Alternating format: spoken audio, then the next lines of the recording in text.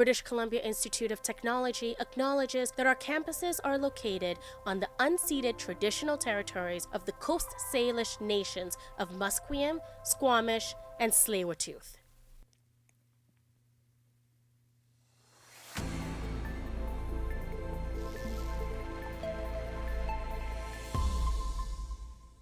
Good morning, my name is Joe McHugh, and these are your 11 a.m. BCIT News headlines. A much-loved pub and liquor store called Darby's is closing its doors in Vancouver after 46 years of operating in the same location. Our reporter Bahar Garian is here in studio with us to give us the latest. Hi, Joe. Thanks for having me. Thanks for joining us. Now, why is it that Darby's liquor store is shutting down this month despite having so many customers? So Darby's Liquor Store and Pub is closing down because the owner and operator, Terry Lighthouse, has decided to put up a Kitsilano project combined with another property management company, and it's called the Kitsilano Project, and they're installing a 6-story building in that spot. Yeah, and can people expect to see Darby's make a return, maybe at a new location? Yeah, definitely. They're putting in Darby's at a further spot down 4th Avenue on the West End, and the new location after that will be in 2027 at the same spot. Awesome. Sounds good, Bahar. Thanks so much for joining us today.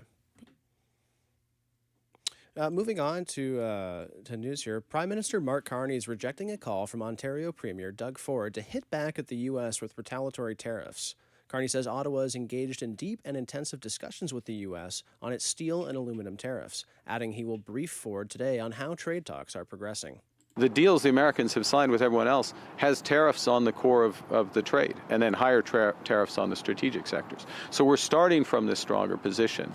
But we're also very acutely aware and very focused on the fact that we can make it better.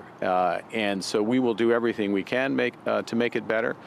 There's times to hit back and there's times to talk, and right now is the time to talk.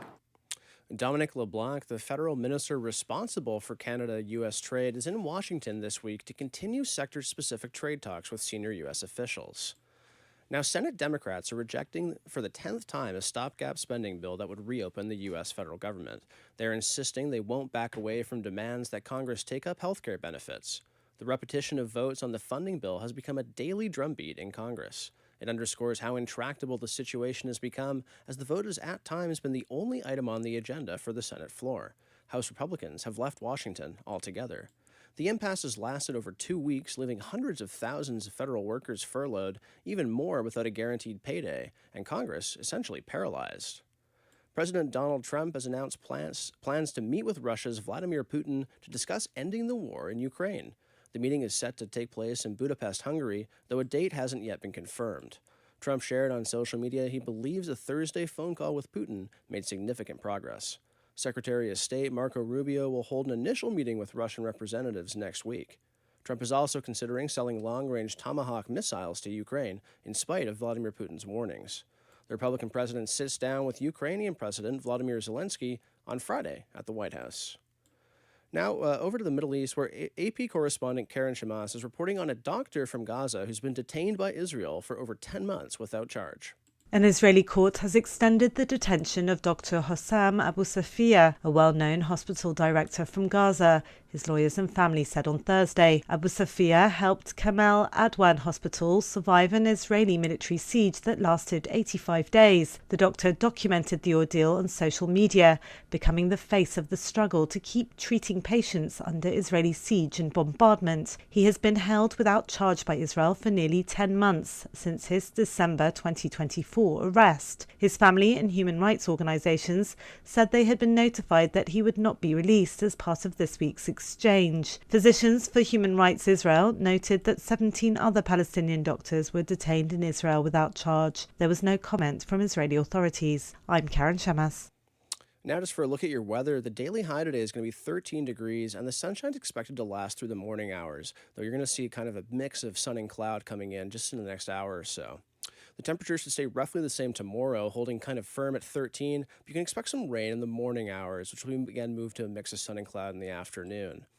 Those were your 10 a.m. news headlines. Join us again at 11:30 with Riley Cunningham for more.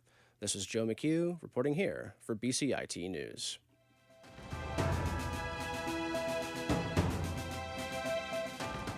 Stay tuned for more on BCIT's 1680 The Crow. The hands-on part of the program is the main thing that drew me to the program, and it's the main thing that I'm taking away from this program.